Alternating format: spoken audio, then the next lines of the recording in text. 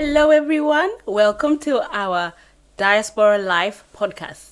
Welcome to all of you. This is the podcast where we talk about faith, family, culture, business, and all the challenges of transition that one might go through from moving from one country to another. And we are going to be talking about so many different aspects of this transition and helping you, hopefully, from our experiences or from our guest experiences. So today I have my two guests and I'll let them introduce themselves. My name is Peter Mukwena, Bishop Peter Mukwena if you want. And originally I was an educator for over 25 years. And then for another 5 or so years, I was working with the London Chamber of Commerce and Industry. It was called the Exams Board. And therefore that gave me time to be coming to UK for many years between 2000 and 2007, and that was my first initiation into the diaspora. I believe the Lord called me into ministry, and I ended up being here in 2014 as a pastor in the diaspora. Oh, yeah. And I came with my wife, who can introduce herself. My name is Doreen Mukwena. I'm supporting my husband here in ministry. We come from Zimbabwe, and we have been here since 2014. And at the same time, I'm also a life coach and marriage. And while in Zimbabwe, I worked with different organizations, starting with education, being really a teacher in school, but transitioned from there to work with non-profit making organizations, focusing on children and women's rights, livelihoods and sustenance, and also worked with a disaster management organization. And so it took me traveling also in different parts of the world, even to the Americas for women's conventions, and Australia when I was working with Oxfam Australia. Your coming here has kind of changed what you do. Now you're pastoring, you're life coaching, you're doing so many different things. Is it exciting? Exciting in the fact that your life goes through different transitions. For sure. But to tell you the truth, Shalom, there was a big shock when we came here. Yeah. When we used to come here for a week or so and go back, no problem.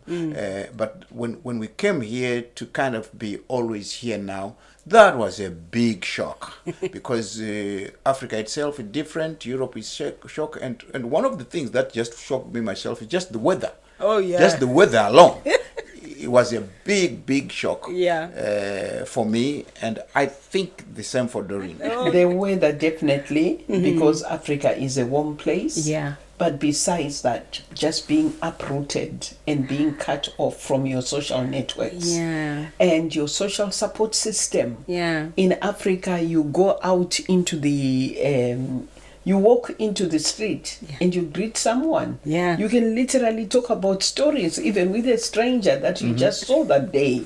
But here in the United Kingdom, people are just too busy. Even the people that you come to minister to, they are too busy with their work. And so you do not have time with people. The people connection was a big shock for me. Definitely. And there are so many more challenges that we're going to talk about today. But I'm going to take a little break and we'll be right back. Welcome back to the Diaspora Life podcast, where we are just delving into the faith, family, culture, and all the challenges that you might be experiencing or like us have experienced.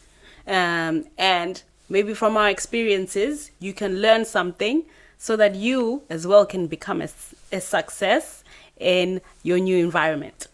So we had been talking. I'm here with my two guests, Reverend Peter Mukwena and Mrs Doreen Mukwena.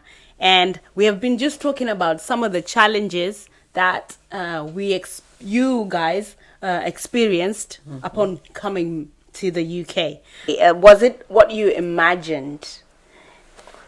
Well, initially, Shalom, we had hoped would have come here at the end of the last millennium, around the 1990s. Yeah. It didn't work out. Yeah. And then, as she said earlier on, we were working here with Oxfam Australia, I with the London Chamber of Commerce of Industry.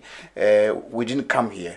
It only happened in 2014 when I believe that the Lord called me into ministry to a specific bishopric, which was to come over here.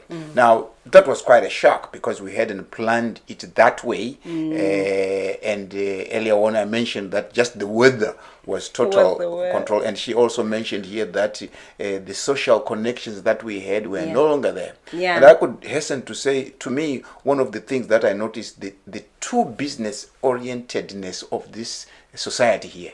Everyone is talking about hours, about shifts, about money, about this and that. And then that's a total new ball game for us. Yeah. And then we now had to deal ourselves to go into that system. The people we minister to, they are busy people. They don't sit down. There's always something else. So it was completely like we were now fish out of the water. Yeah. And we are now in the diaspora with almost a new species of mankind.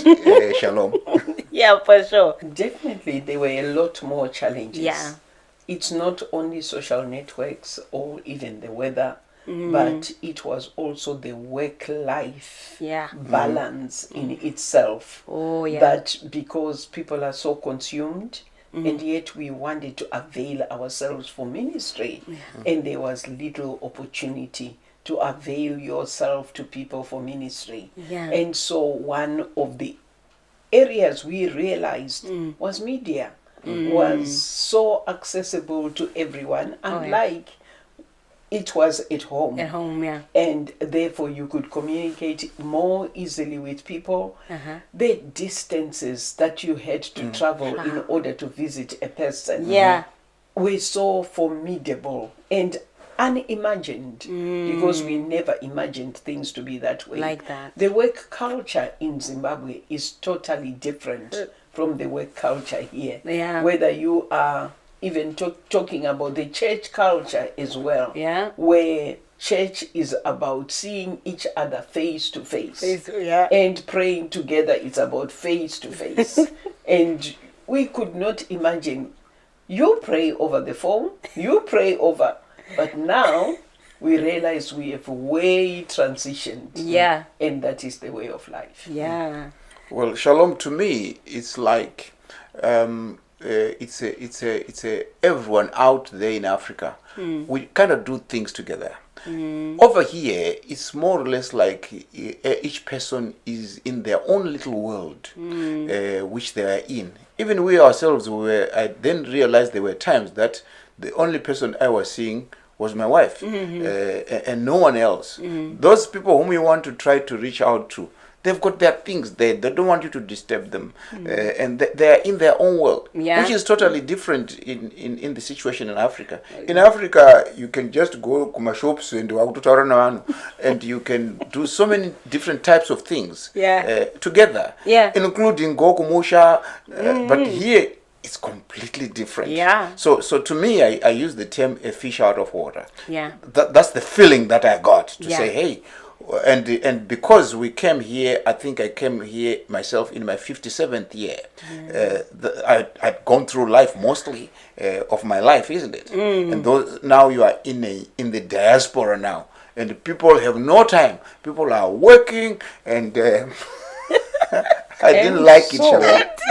I actually think he brings a very important point about age. Oh, yeah. At what age do you transition to the diaspora? Yeah. And because we were almost kind of towards retirement. Yeah. For me, I had just recently retired yeah. from my workplace and had just started business. Ah. And I really wanted to be hitting on my business so that it thrives in Zimbabwe. Yeah. But because I believe when you are married, you cannot be living somewhere else and your husband goes off to ministry in another place. And so I came to support my husband for ministry. ministry, Yeah. because ministry is a priority. Yeah. So serving God. Yeah. And now where I'm sitting, I actually realize that there is no greater employer than God himself. Wow. And so I wanted to support my husband,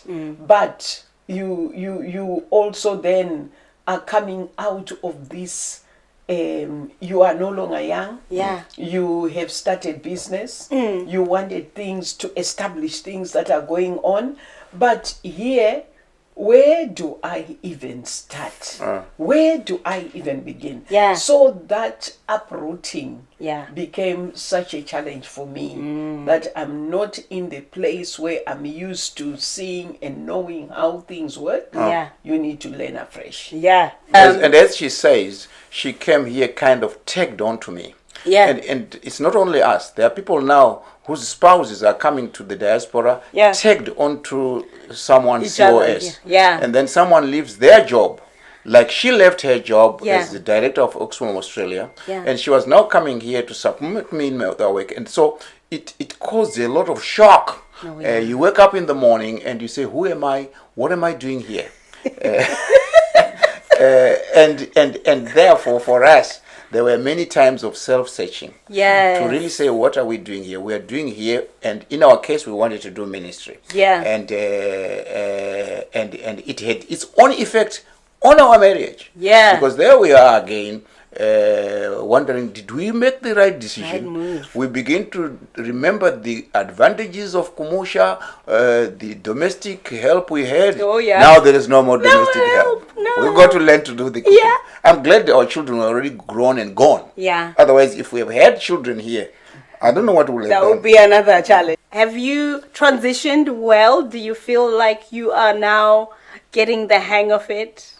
Well, Shalom, I think we got the hang of it. Yeah. In most things like the weather, Yeah. like the fact that here the social networking is different. Yeah. But what we are yet to do is to fully understand. Like me, I'm a minister in the diaspora. Yeah. And I'm sure there are other people there who are a nurse in the diaspora, you're a driver in the diaspora, you're so many things. Yeah. So we're still trying to figure out how best can we do it. And for our profession, I'm glad because we've got someone above us who helps us. Yes.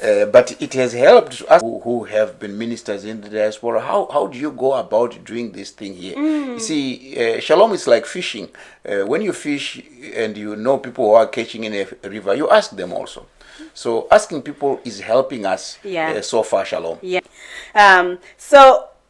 When you think again about these, especially in your marriage, the challenges that you might have faced in your marriage coming here to the UK, you said already that help. Now you have to learn to cook. Everything. Ooh.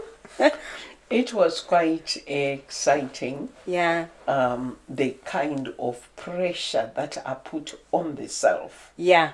And yes, you self-reflect, but you also need to be transformed.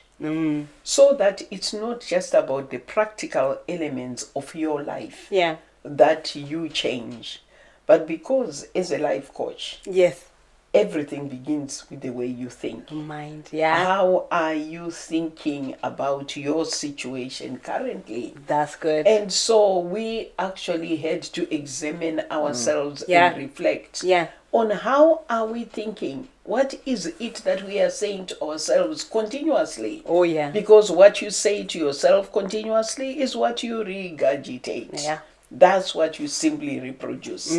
And so we learned, and being ministers, being people of faith that have a personal faith in the Lord Jesus Christ, Yes. we also, for me, in my experience, I engaged more with God, in order to find myself again. Yeah. Otherwise, I would be buried over with so many challenges around me, Yeah. which would make you, you know, just thinking about the culture of work in Zimbabwe Yeah. and the way ministry was we have a mission house that has the same place as an office. And so you are really waking up from your bedroom in order to get into an office somewhere, but into an office without people, because there is no one else who is really coming there, but you are working alone, and you would need to be connecting with people online or somehow else. And so that culture became such a shock for me. And yet, so the only place to run to is to God Almighty. And when you face a wall, there is always a help, because I will lift up my eyes to the hills. From whence comes my help? And my help, all of my help, it comes from the Lord. Even resources of thinking, how the wisdom, the understanding of the context, it all comes from the Lord. And so I actually experienced a deepening of my own personal relationship with the Lord, and learned a different kind of faith, where it was step by step faith, where I needed to engage with God and to hear from God. Oh, that's beautiful, Mom. Thank you so much for just taking us through all these challenges. I hope someone is listening to this and you're getting some help. Definitely you will have to change. When you come to a new country, there's going to be changes everywhere.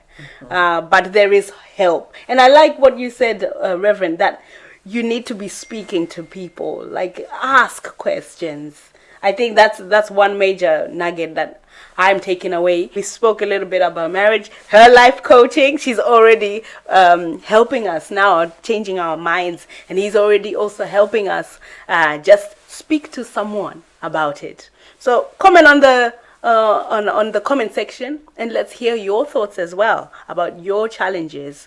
We'll be right back with our Diaspora Life podcast.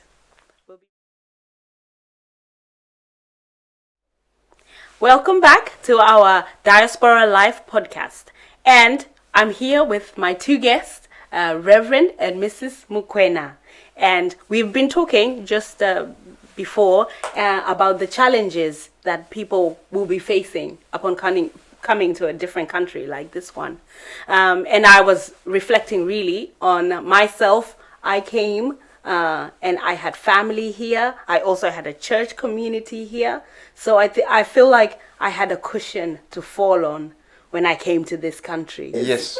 Shalom, that's a big challenge. And the majority of our people come here without the cushion of family, and without the cushion of even church, as you say, mostly because UK is all over. There's someone in Plymouth, there's someone in Scotland, there's someone in Wales, so you're stuck over there and you are alone. I think that's where it is important to, first of all, I think Ma'am Mukwena talked about it earlier on when she says she and I, we felt lost when we came here. Never mind that we were in London. But we felt lost. But in 5 years later, actually, 2019, we had to sit down to begin to say, who are we? Where are we going?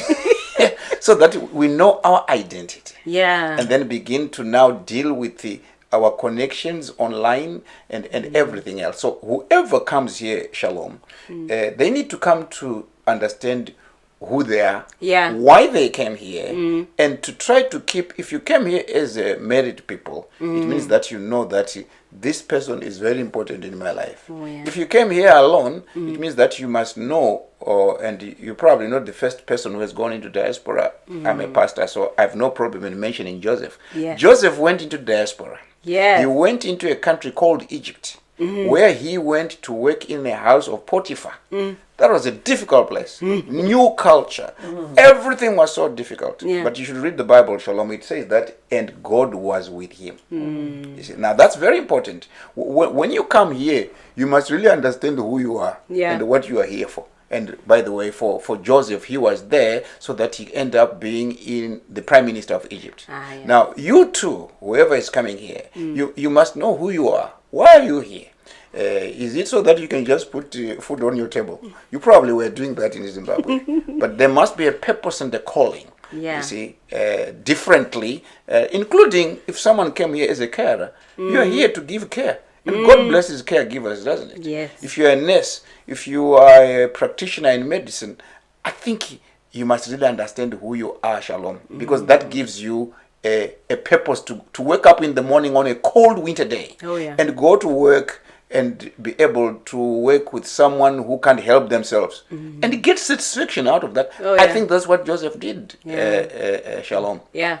And I would like to add there Yes. that knowing who you are is so important. Yeah. Being grounded, but also accessing a community of people. Oh, yeah. And I think this is why we are really here. Yeah. Sometimes I get people reaching out to me as a life coach Yeah. who do not have anyone at all. Yeah. And they just want someone to talk to so that they can start thinking straight and unpack the issues that are around them. So it's important Yeah. to have someone you can connect with Yeah. at a very personal level. Yeah. And there is no better place than accessing, say, a pastor or even a life coach or a counselor so that they are helping you work things out. Yes. Because you can be completely lost. The demands and the pressures of the local context can be such that they drag you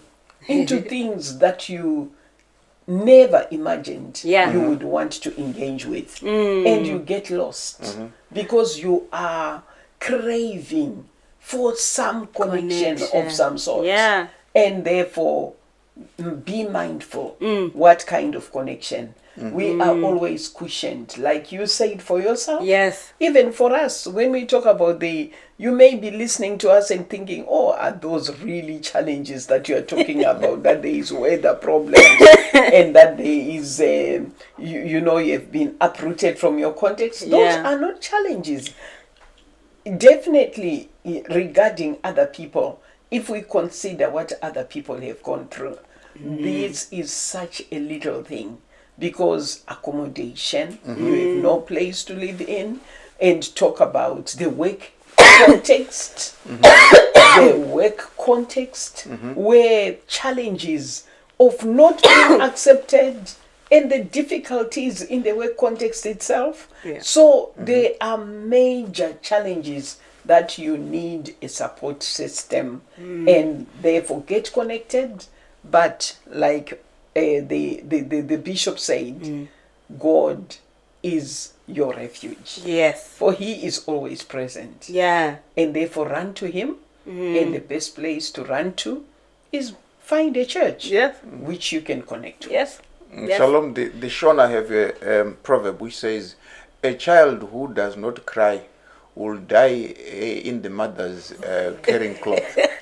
Mwana asingachemi anofira mbereko. So the people who come into the diaspora must learn to speak or to cry to somebody. If it's church, there are so many networks. Like even right now, this diaspora live thingy. Yeah. This is a good thing. Yeah. I would just pen and say, guys, what do I do about this thing? Yeah. You got to cry somewhere. If you don't, I've heard people who have been so overworked, so stressed, and they just pass off like that. Yeah. Why? It is because you have nowhere.